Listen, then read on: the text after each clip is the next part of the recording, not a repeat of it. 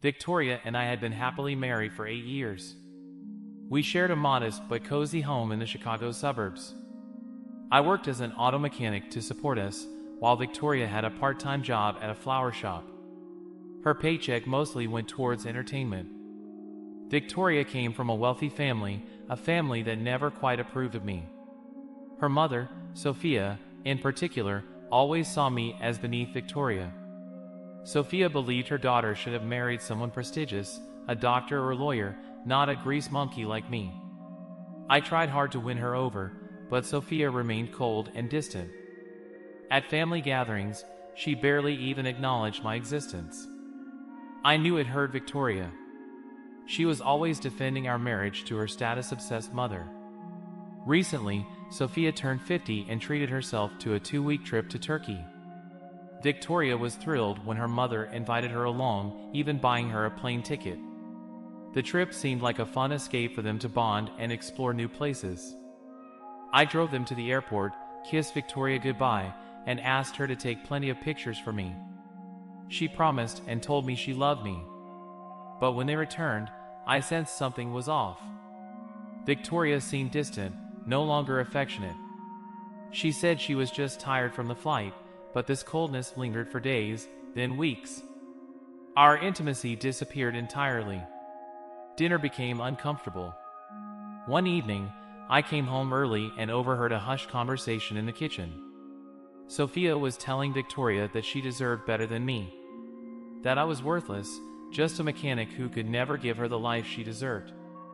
I was furious, but held back as I walked into the room. Sophia instantly changed her tone, sweetly asking about my day, pretending I hadn't just heard her insult me. I forced a smile and left. Later, while sitting in the living room, I noticed Victoria's laptop open, with an email on display. My heart sank. It was a message from a man named Ramel in Turkey. He wrote that he missed her and couldn't wait to hold her again. I read through their romantic exchange in shock. The trip hadn't been about family bonding. Victoria had started an affair with Ramel and continued it through email. She even sent him private photos meant only for me. When Sophia finally left, I confronted Victoria. I told her I knew about her affair with the Turk. She didn't deny it. She confessed she was in love with Ramel. We had a huge argument. She called me a weakling and said I was useless in bed, while her Turk was a real man. She claimed Ramel owned 3 hotels in Turkey and was going to take her away to marry her. She even said her mother was right all along. I was just a lowly mechanic, unworthy of her love. You ruined my whole life, she spat at me. That same night, Victoria packed her things. Before leaving, she looked me in the eye and coldly told me she wanted a divorce. She was tired of living with a loser. I was heartbroken.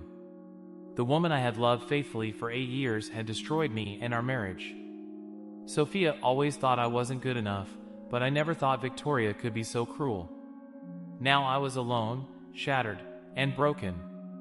Not long after, I learned that Victoria and her mother had sold everything and flown back to Turkey. She married Ramel, but the Turk was not what he seemed. He had lied about owning hotels. He was just a maintenance worker at one.